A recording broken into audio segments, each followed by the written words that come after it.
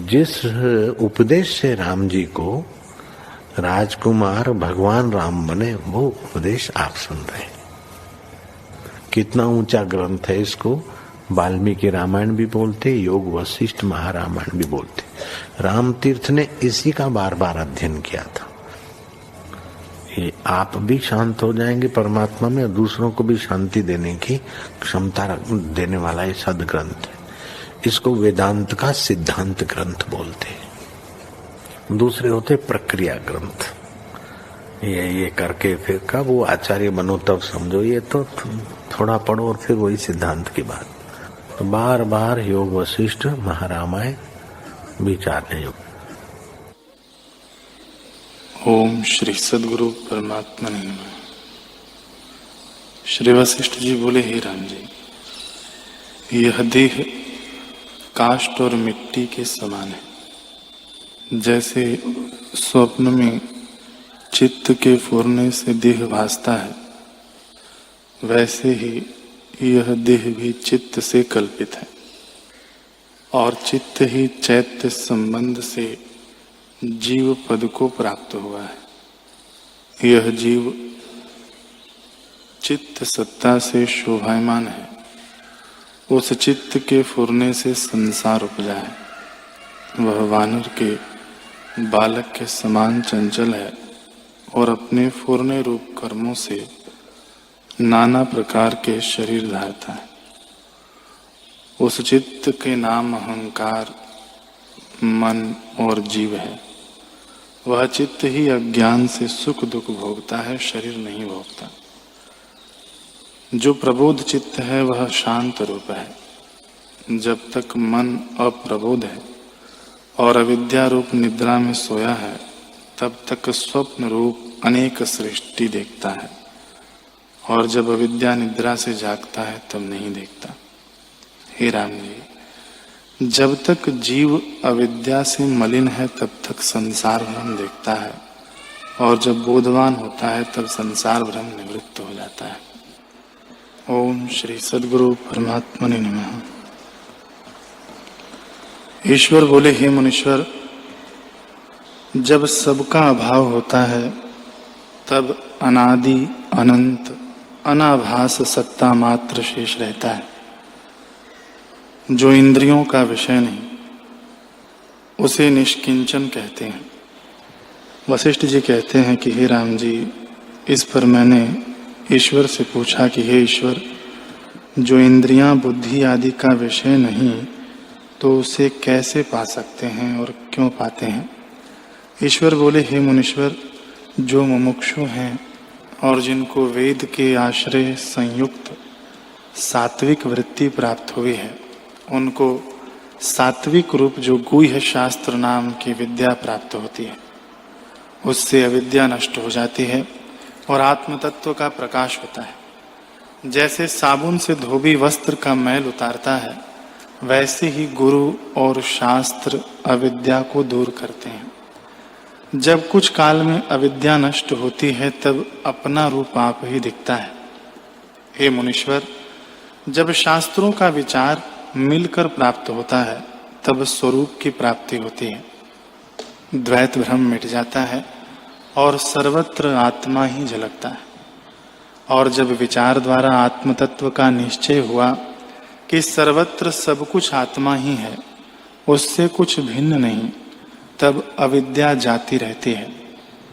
हे मुनीश्वर, आत्मा की प्राप्ति में गुरु और शास्त्र प्रत्यक्ष कारण नहीं, क्योंकि जिनके क्षय होने से वस्तु को पाइए, उनके विद्यमान होते वह वस्तु कैसे मिल सकती है? ज्ञान अकारण है, परंतु उसके कारण भी है, क्योंकि गुरु और शास्त्र के क्रम से ज्ञान की सिद्धि होती है, और गुरु और शास्त्र के बिना बोध की सिद्धि नहीं होती। श्री योग वशिष्ठ महारामायण। वशिष्ठ जी बोले, हे रामचंद्र जी, अब तुम ज्ञान की सप्त भूमिका सुनो। भूमिका चित्त की अवस्था को कहते हैं। ज्ञान की भूमिका जानने से जीव फिर मोहरूपी कीचड़ में नहीं डूबता। हे रामचंद्र जी, और मत वाले भूमिका को बहुत प्रकार से कहते हैं, पर मेरा अभिमत पूछो तो यह है कि इससे सुगम और निर्मल बोध प्राप्त होता है। स्वरूप में जागने का नाम ज्ञान है। उस ज्ञान की सप्त भूमिका है और मुक्त इन भूमिकाओं के परे है। विदेह मुक्त है, वे ये है: शुभेच्छा, दूसरी विचारना, तीसरी तनुमानसा, चौथी सत्वापत्ति, पांचवी असंसक्ति, छठी पदार्थ भावनी और सातवीं तुर्या। इनके सार को प्राप्त हुआ फिर शोक नहीं करता। अब इनका अर्थ सुनो। जिसको यह विचार फुरावे कि मैं महामूढ़ हूं, मेरी बुद्धि सत्य में नहीं है, संसार की ओर लगी है, और ऐसे विचार के वैराग्यपूर्ण सच्छास्त्र और संतजनों की संगति की इच्छा करे तो इसका नाम शुभेच्छा है। सच्छास्त्रों को विचारना, संतों की संगति, विषयों से वैराग्य और सत्य मार्ग का अभ्यास करना, इनके सहित सत्य आचार में प्रवर्तना और सत्य को सत्य और असत्य को असत्य जानकर त्याग करना, इनका नाम विचारना है। विचार और शुभेच्छा सहित तत्व का अभ्यास करना और इंद्रियों के विषयों से वैराग्य करना, यह तीसरी भूमिका तनुमानसा है। इन तीन भूमिकाओं का अभ्यास करना, इंद्रियों के विषय और जगत में वैराग करना और श्रवण, मनन और निधिध्यासन से सत्य आत्मा में स्थित होने का नाम सत्वापत्ति है। इससे सत्य आत्मा का अभ्यास होता है। ये चार भूमिका संयम का फल जो शुद्ध विभूति है, उसमें असंसक्त रहने का नाम असंसक्ति है। दृश्य का विस्मरण और भीतर से बाहर नाना प्रकार के पदार्थों के तुच्छ भासने का नाम पदार्थ भावनी है। यह छठी भूमिका है। हे रामचंद्र जी, चिर पर्यंत छठी भूमिका के अभ्यास से भेद कलना का अभाव हो जाता है और स्वरूप में दृढ़ परिणाम होता है। छह भूमिका जहां एकता को प्राप्त हो, उसका नाम तुर्या है। यह जीवन मुक्त की अवस्था है। जीवन मुक्त तुर्या पद में स्थित है। तीन भूमिका जगत की जागृत अवस्था में है, चौथी तत्वज्ञानी की है, पांचवी और छठी जीवन मुक्त की अवस्था है और तुर्यातीत पद में विदेह मुक्त स्थित होता है। हे रामचंद्र जी,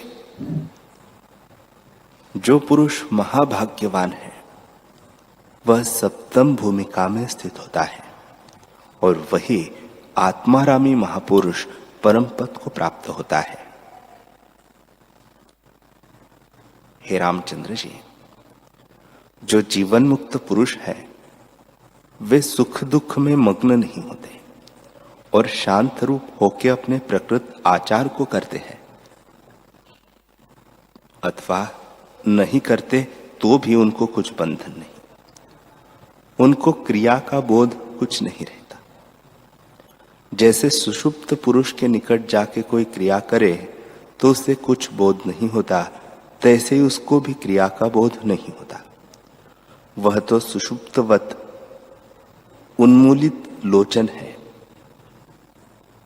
हे रामचंद्र जी, जैसे सुषुप्त पुरुष को रूप, इंद्रिया और उनका अभाव हो जाता है, तैसे सप्त भूमिका में अभाव हो जाता है।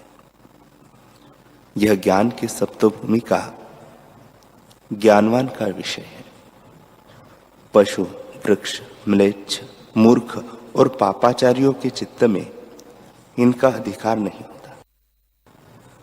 जिसका मन निर्मल है उनको इन भूमिकाओं में अधिकार है। कदाचित पशु, म्लेच्छ आदि को भी इनका अभ्यास हो तो वह भी मुक्त हो जाता है, इसमें कुछ संशय नहीं। हे रामचंद्र जी, आत्मज्ञान से जिनके हृदय की गांठ टूट गई है उनको संसार मृग तृष्णा के जल सा मिथ्या भासता है और वे मुक्त रूप है। और जो संसार से विरक्त होकर इन भूमिकाओं में आए हैं और मोहरूपी समुद्र से नहीं तरे और पूर्ण पद को भी नहीं प्राप्त हुए और सप्त भूमिका में से किसी भूमिका में लगे हैं, वे भी आत्मपद को पाकर पूर्ण आत्मा होंगे। हे रामचंद्र जी, कोई तो सप्त भूमिकाओं को प्राप्त हुए हैं, कोई पहली ही भूमिका में, कोई दूसरी और कोई तीसरी को प्राप्त हुए हैं, कोई चौथी को, कोई पांचवी को, कोई वन में है, कोई अर्ध भूमिका को ही प्राप्त हुए हैं, कोई गृह में है, कोई वन में है, कोई तपसी है और कोई अतीत है। इससे आदि लेकर वे पुरुष धन्य और बड़े शूरमा है कि जिन्होंने इंद्रिय रूपी शत्रु को जीता है। जिस पुरुष ने एक भूमिका को भी प्राप्त किया है वह वंदना करने योग्य है। उसको चक्रवर्ती राजा जानना, बल्कि उसके सामने राज्य और बड़ा ऐश्वर्य विभूति भी तृणवत है, वह परम पद को प्राप्त होता है। श्री वशिष्ठ जी बोले, हे रामचंद्र जी, जैसे सोने में भूषण भूरे और अपना स्वर्ण भाव भूल के कहे मैं भूषण हूं, तैसे चित्त संवेदन जिस स्वरूप से फुरा है उससे भूलकर अहम वेदना हुई, उसने अहंकार रूप धरा है कि मैं हूं। राम जी ने पूछा, हे भगवान, सोने में भूषण होते हैं वे मैं जानता हूं, परंतु आत्मा में अहम भाव कैसे होता है वह कहिए। वशिष्ठ जी बोले, हे रामचंद्र जी, अहंकार आदिकों का होना असत्य रूप आगम पाई है, इसका कुछ भिन्न रूप नहीं है। यह आत्मा का चमत्कार है, वास्तव में द्वैत कुछ नहीं। जैसे समुद्र में अध ऊर्ध्व जल ही जल है और कुछ नहीं, तैसे ही परम तत्व में और विभाग कल्पना कोई नहीं, शांत रूप है। जैसे समुद्र में द्रवता से तरंग आदि भासते हैं, तैसे ही संवेदन से जगत भ्रम भासते हैं। आत्मा में नाना प्रकार का भ्रम भासता है, परंतु और कुछ नहीं। जैसे सुवर्ण में भूषण, जल में तरंग और वायु में स्पंद भासते हैं, तैसे ही आत्मा में जगत भासता है। फुरने से रहित शांत रूप केवल परम पद है। हे रामचंद्र जी, जैसे मृत्तिका की सेना में जो हाथी, घोड़ा, पशु होते हैं, वे सब मृत्तिका रूप है, कुछ भिन्न नहीं, तैसे ही सब जगत आत्म रूप है। भ्रम से नानात्व भासता है, वास्तव में आत्मा ही पूर्ण आप में स्थित है। जैसे आकाश में आकाश स्थित है, तैसे ब्रह्म में ब्रह्मा स्थित है और सत्य में सत्य स्थित है। जैसे दर्पण में प्रतिबिंब होता है, तैसे ही आत्मा में जगत है। जैसे स्वप्न में दूर पदार्थ निकट भासता है और निकट दूर भासता है, सो ब्रह्मात्र है, तैसे ही आत्मा में विपर्य दृष्टि से जगत भासता है। हे रामचंद्र जी, असत्य जगत भ्रम से सत्य रूप भासता है वास्तव में असत्य रूप है। जैसे दर्पण में नगर का प्रतिबिंब, जैसे मृग तृष्णा का जल और आकाश में दूसरा चंद्रमा भासता है, तैसे यह जगत आत्मा में भासता है। जैसे इंद्रजाल के योग से आकाश में नगर भासता है, तैसे यह असत्य रूप जगत अज्ञान से सत्य भासता है। जब तक आत्म विचार रूपी अग्नि से अविद्या रूपी बेली को तू न जलावेगा, तब तक जगत रूपी बेली निवृत्त न होगी, बल्कि अनेक प्रकार के सुख दुख दिखावेगी। जब तू विचार करके मूल सहित इसको जलावेगा, तब शांत पद को प्राप्त होगा। श्री वशिष्ठ जी बोले, हे रामचंद्र जी, जैसे सुवर्ण में भूषण मिथ्या रूप है, तैसे ही आत्मा में अहम त्वम आदि अविद्या रूप है। लवण की कथा जो तुमने सुनी है, उसे अब फिर सुनो। लवण राजा दूसरे दिन विचार करने लगा कि यह मुझको भ्रम सा भासा है, परंतु सत्य रूप होकर देखा है।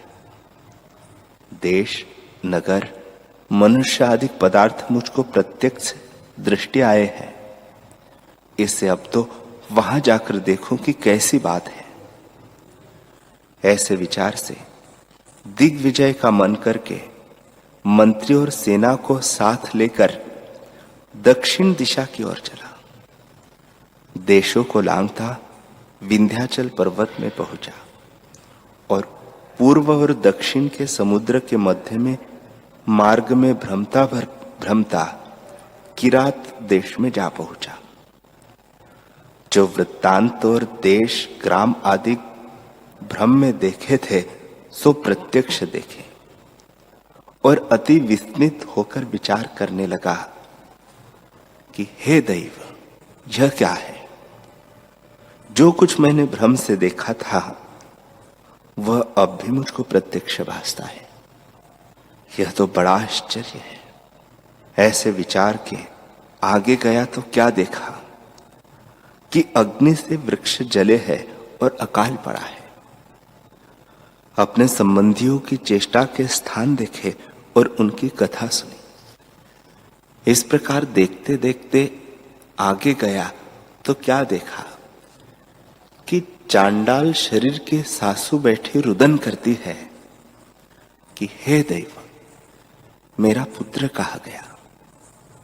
हे पुत्र, तुम कहाँ गए, जिनका चंद्रमा की नाई मुख था?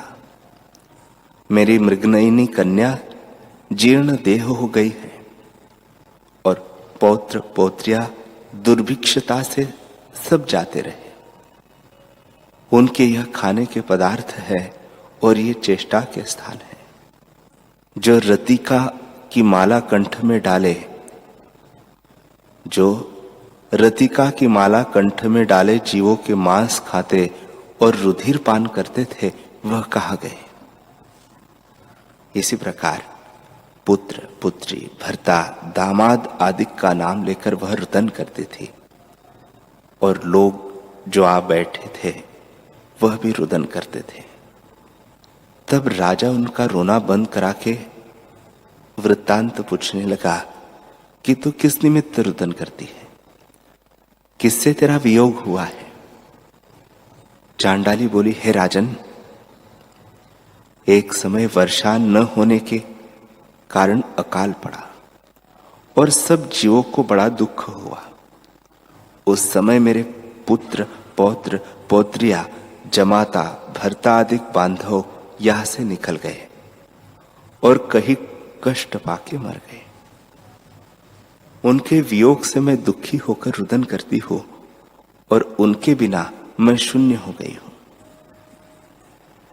जैसे बिछड़ी हुई हथिनी अकुलाती है, तैसे ही मैं अकुलाती हूं। हे रामचंद्र जी, जब इस प्रकार चांडाली ने कहा, तब राजा अति विस्मित हुआ और मंत्री के मुख की ओर ऐसे देखने लगा जैसे कागज पर पुतली होती है। निदान राजा विचारे और आश्चर्यवान हो, उस चांडाली से बार बार पूछे और वह फिर कहे और राजा आश्चर्यवान हुए। तब राजा उसको यथायोग्य धन देकर चिर पर्यंत वहां रहा और फिर अपने राज मंदिर में आया। जब प्रातः काल हुआ तब सभा में आकर मुझसे पूछने लगा, हे मुनीश्वर, यह स्वप्न मुझको प्रत्यक्ष कैसे हुआ? इसको देखकर मैं आश्चर्यवान हुआ हूं। तब मैंने प्रश्न अनुसार उसको युक्ति से उत्तर दिया और उसके चित्त का संशय ऐसे दूर कर दिया जैसे मेघ को वायु दूर करे। वही मैं तुमसे कहता हूं। हे रामचंद्र जी, अविद्या ऐसी है कि असत्य को शीघ्र ही सत्य और सत्य को असत्य कर दिखाती है और बड़ा भ्रम दिखाने वाली है। राम जी ने पूछा, हे भगवान, स्वप्न कैसे सत्य हुआ? यह मेरे चित्त में बड़ा संशय स्थित हुआ है, उसको आप दूर करिए। श्री वशिष्ठ जी बोले, हे रामचंद्र जी, इसमें क्या आश्चर्य है? अविद्या से सब कुछ बनता है। स्वप्न में तुम प्रत्यक्ष देखते हो कि घट से पट और पट से घट हो जाता है। स्वप्न और मृत्यु में मूर्छा के अनंतर बुद्धि विपर्य हो जाती है। जिनका चित्त वासना से वेष्टित है, उनको जैसा संवेदन फुरता है तैसे ही हो भासता है। हे रामचंद्र जी, जिनका चित्त स्वरूप से गिरा है, उनको अविद्या अनेक भ्रम दिखाती है। जैसे मद्यपान और विष पीने वाला भ्रम को प्राप्त होता है, वैसे ही अविद्या से जीव भ्रम को प्राप्त होता है। एक और राजा था, उसकी भी वही अवस्था हुई थी जो लवण राजा के चित्त में फुराई थी। जैसे उसकी चेष्टा हुई थी तैसे ही इसको भी फुराई। तब उसने जाना कि मैंने यह क्रिया की है।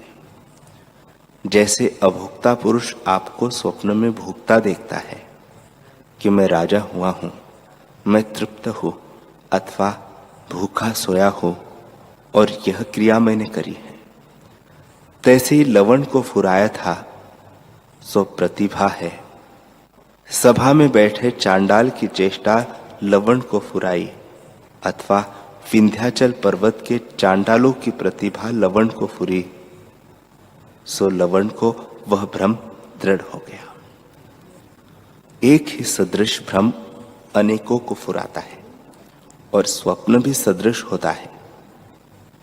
जैसे एक ही रस्सी में अनेकों को सर्प भासता है, इसी प्रकार अनेक जीवों को एक भ्रम अनेक रूप होकर भासता है। हे रामचंद्र जी, जितने पदार्थ भासते हैं उनकी सत्ता संवेदन हुआ है। जैसे उसमें संकल्प दृढ़ होता है तैसे ही होकर भासता है। जो पदार्थ सत्य रूप हो भासता है वह सत्य होता है, और जो असत रूप हो भासता है वह असत्य हो जाता है। सभी पदार्थ संवेदन रूप है और तीनों काल भी संवेदन से उपजे है। इनका बीज संवेदन है। सब पदार्थ अविद्या रूप है, और जैसे रेत में तेल है तैसे ही आत्मा में अविद्या है। आत्मा से अविद्या का संबंध कदाचित नहीं, क्योंकि संबंध समरूप का होता है। जैसे काष्ठ और लाख का संबंध होता है सो आकार सहित है, और जो आकार से रहित है उसका संबंध कैसे हो? जैसे प्रकाश और तम का संबंध नहीं होता, तैसे ही चेतन से चेतन का संबंध होता है और विजातीय का संबंध नहीं। इसे अविद्या रूप देह का आत्मा से संबंध नहीं। जो जड़ से आत्मा का संबंध हो तो आत्मा जड़ हो, पर आत्मा तो सदा चेतन रूप है और सर्वदा अनुभव से प्रकाशता है। उसको जड़ कैसे कहिए? जैसे स्वाद को जिह्वा ग्रहण करती है और अंग नहीं करते, तैसे ही चेतन से चेतन की, जड़ से जड़ की, जल से जल की, माटी से माटी की और अग्नि से अग्नि की, प्रकाश से प्रकाश की, तम से तम की, इसी प्रकार सब पदार्थों की सजातीय पदार्थों से एकता होती है, विजातीय से नहीं होती। इससे सब चैतन्य आकाश है और पाषाण आदि दृश्य वर्ग कोई नहीं, भ्रम से इसके भूषण भासते हैं। जैसे सुवर्ण बुद्धि को त्याग कर नाना प्रकार के भूषण भासते हैं, तैसे ही जब अहम वेदना आत्मा में फुरती है तब अनेक रूप होकर यह विश्व भासता है। जैसे स्वर्ण की ओर देखिए तब सब भूषण सुवर्ण रूप भासते हैं, तैसे जब ब्रह्म सत्ता की ओर देखिए तब सब जगत ब्रह्म रूप ही भासित होता है। हरि ओम, हरि ओम।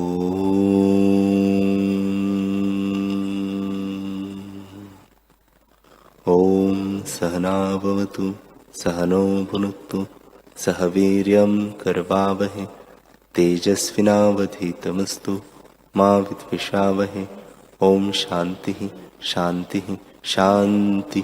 श्री सद्गुरुदेव भगवान की जय।